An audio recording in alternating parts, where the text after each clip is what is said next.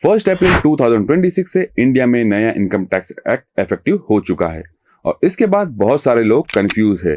क्या पुराना income tax act खत्म हो गया है? क्या टैक्स स्लैब बदल गए? क्या डिडक्शंस खत्म हो गए? क्या professional, student, business owner, salaried person को सब कुछ दोबारा समझना पड़ेगा? और क्या सबको नए सेक्शंस को याद करना पड़ेगा?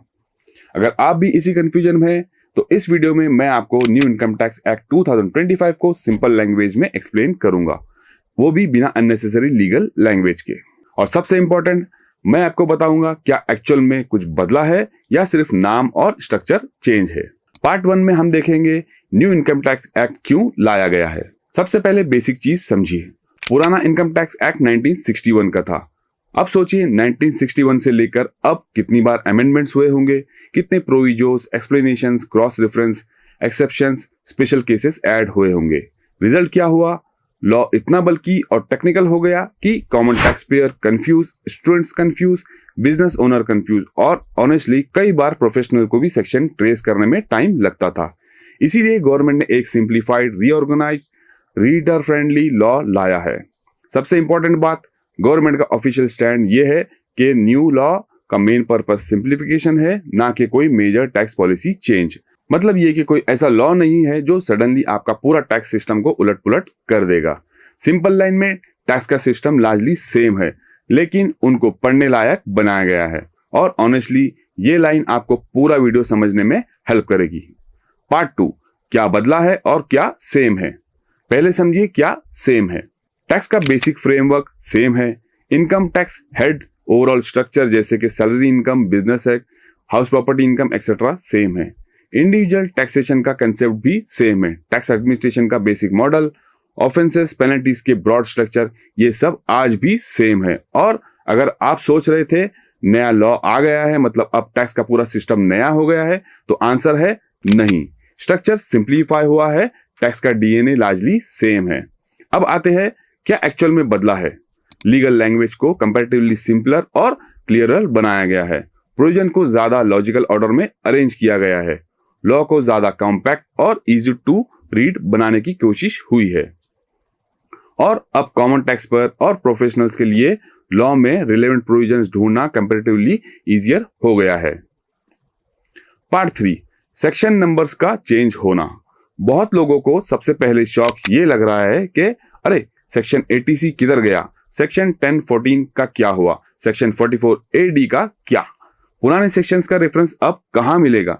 तो सिंपल आंसर है, पुराने कंसेप्ट काफी जगह कंटिन्यू है, लेकिन सेक्शंस की नंबरिंग और प्लेसमेंट चेंज हुई है।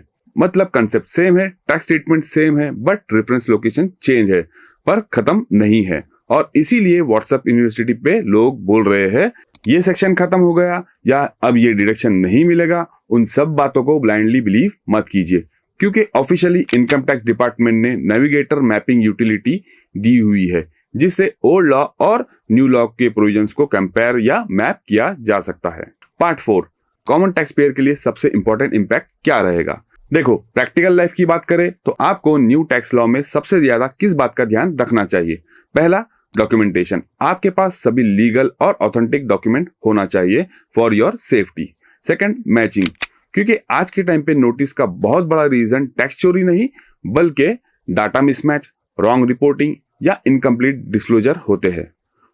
Third, rules plus forms. सिर्फ एक्ट देखना इनफ नहीं होता है। टैक्स कंप्लायंस में 3 लेयर होते हैं, एक्ट, रूल्स और फॉर्म्स। और गवर्नमेंट ने न्यू एक्ट के साथ साथ रूल्स और सिंप्लीफाइड फॉर्म भी नोटिफाइड किए हैं, तो आपको रूल के साथ साथ फॉर्म को भी समझना जरूरी होगा।